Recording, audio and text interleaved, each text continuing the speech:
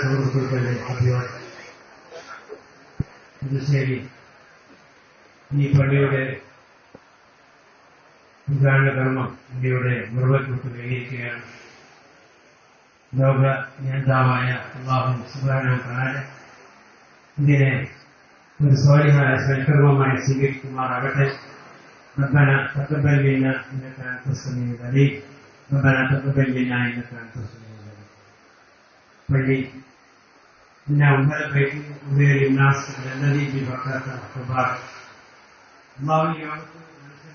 ആദ്യമായി സ്ഥാപിച്ച അത് അല്ലാഹുവിന്റെ വീടായ പരിശുദ്ധ മക്കയിലുള്ള മേഖലയാണ് എന്ന് അല്ലാഹു നമ്മെ പഠിപ്പിക്കുന്നു.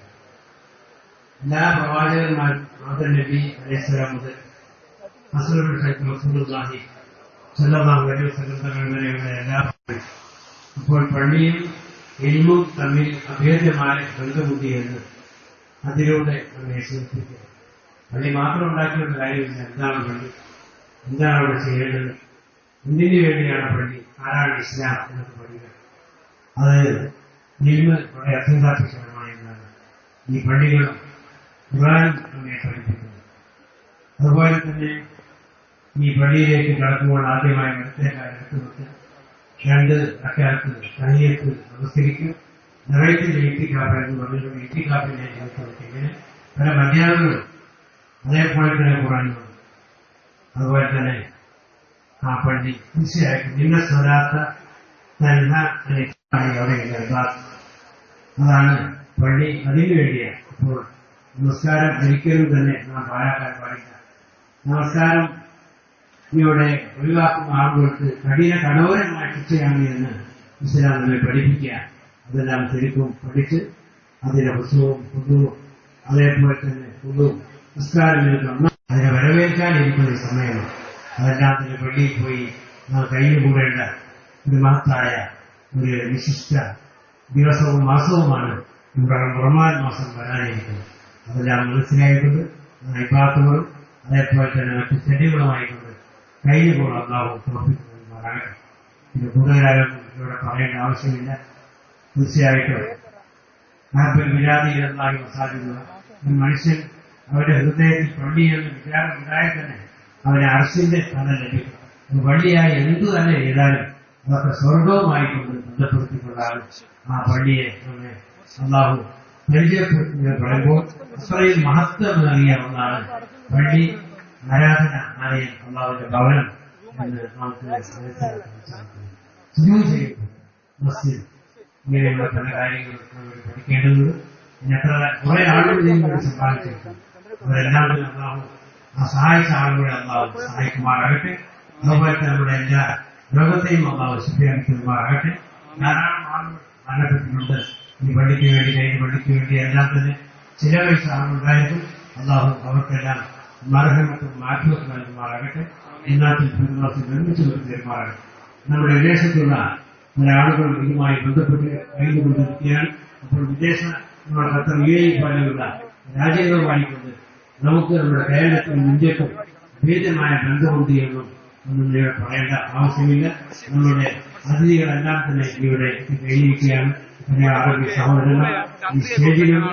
അവര് നമ്മുടെ കേരളവുമായിട്ട്, കേരളത്തിലെ ആളുകളുമായിക്കൊണ്ട് വളരെയധികം ഇപ്പോഴും ബന്ധപ്പെട്ടുകൊണ്ടുള്ള ആളുകളാണ് നമ്മോട് കൽപ്പിക്കുന്നത്. അതുപോലെ തന്നെ മതം ഒരിക്കലും തന്നെ ഇവിടെ സംഘടനകളോ അല്ലെങ്കിൽ സംഘർഷമോ അല്ലെങ്കിൽ മറ്റെന്തെങ്കിലും ഒരു വിപ്ലവം സൃഷ്ടിക്കുവാൻ ഇസ്ലാം കൽപ്പിക്കൊരിക്കലും പ്രോത്സാഹനം നൽകുന്നില്ല. അതിനെല്ലാം തടയുന്ന ഒരു പ്രസ്ഥാനമാണ്. ദീനിൽ ഒരിക്കലും തന്നെ അടിച്ചേൽപ്പിക്കില്ല എന്ന് പറഞ്ഞു എന്ന് മനസ്സിലായിക്കൊണ്ട് ഇന്ന് പല രാഷ്ട്രങ്ങളിലുള്ള ആളുകൾ പോലും ഇസ്ലാമിലേക്ക് കടന്നു വന്നുകൊണ്ടിരിക്കുകയാണ്. പരിശുദ്ധ ഖുർആനിനെ റിസർച്ച് ചെയ്തുകൊണ്ടിരിക്കുകയാണ് എന്ന് നമുക്ക് മനസ്സിലാക്കാൻ സാധിക്കും. ശാസ്ത്രം പോലും ഇന്ന് ആ ദൈവവിശ്വാസത്തെ അല്ലെങ്കിൽ അല്ലാഹുവിലുള്ള ആ വിശ്വാസത്തെ തെളിയിച്ചുകൊണ്ടിരിക്കുകയാണ്. അതിന് പൂർണ്ണമായും അവർ അതിലേക്ക് ശാസ്ത്രം ഇസ്ലാമിലേക്ക് വന്നുകൊണ്ടിരിക്കുകയാണ് എന്ന് നമുക്ക് മനസ്സിലാക്കാൻ സാധിക്കുന്നത്. ഈ പരിതസ്ഥിതി തീർച്ചയായിട്ടും ആ പാശ്ചാത്യത്തെ അനുഭവിച്ചുകൊണ്ട് ആരെങ്കിലും ഇവിടെ പോകുന്നതിൽ അത് ശരിയല്ലാതെ മാത്രമാണ് ഈ സന്ദർഭത്തിൽ നിന്ന് പറയാൻ ആഗ്രഹിക്കുന്നത്.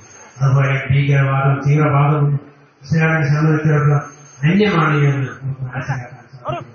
അതുകൊണ്ട് ഇന്ന് പരിശുദ്ധ ഇസ്ലാം എല്ലാവരെയും അത് മാറ്റി പിടിച്ചുകൊണ്ടിരിക്കുന്നു, ഇസ്ലാമിലേക്ക് കടന്നു വന്നുകൊണ്ടിരിക്കുകയാണ്.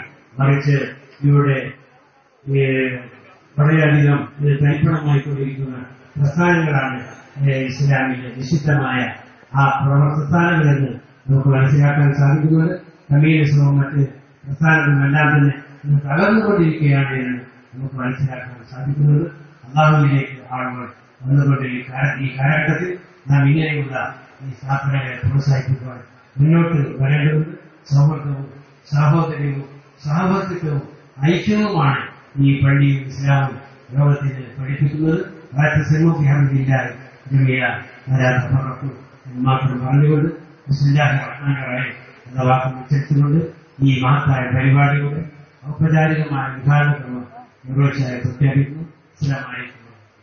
ഈ മഹനീയ നാളിൽ നിന്ന് നമ്മളെ സാന്നിധ്യം കൊണ്ടും സ്നേഹഭാഷണങ്ങൾ കൊണ്ടും അനുഗ്രഹിച്ച ബഹുമാനപ്പെട്ട പാണക്കാട് ഹൈദരലി ശിഹാബ് തങ്ങൾക്ക് ഈ നാടിന്റെ ഹൃദയപൂർവ്വമായ നന്ദി ഹൃദയപൂർവ്വം അറിയിക്കുന്നു. ഇനി അറബ് സംഘത്തിന്റെ നമ്മളെ അനുഗ്രഹിക്കാനായി ഇവിടെ എത്തിയ അറബ് സംഘത്തിന്റെ സ്വാഗതം ചെയ്ത് സംസാരിക്കുന്നത് ബഹുമാനപ്പെട്ട CBM വാണിനെ. അത് അധ്യക്ഷ പ്രസംഗം കഴിഞ്ഞാൽ അസ്സലാമു അലൈക്കും വറഹ്മത്തുള്ളാഹി വബറകാതുഹു. ബിസ്മില്ലാഹ് വൽഹംദുലില്ലാഹ് വസ്സലാത്തു വസ്സലാമു അലാ അഷ്റഫി റസൂലില്ലാഹ് وأوصيكم أولا بتقوى الله. أعوذ بالله من الشيطان الرجيم. بسم الله الرحمن الرحيم. من آمن بالله واليوم الآخر صدق الله مولانا العظيم. من بنى لله مسجدا بنى الله له بيتا في الجنة وصدق رسوله الكريم. മലയാള ബഹുമാനപ്പെട്ട നമ്മളോരോ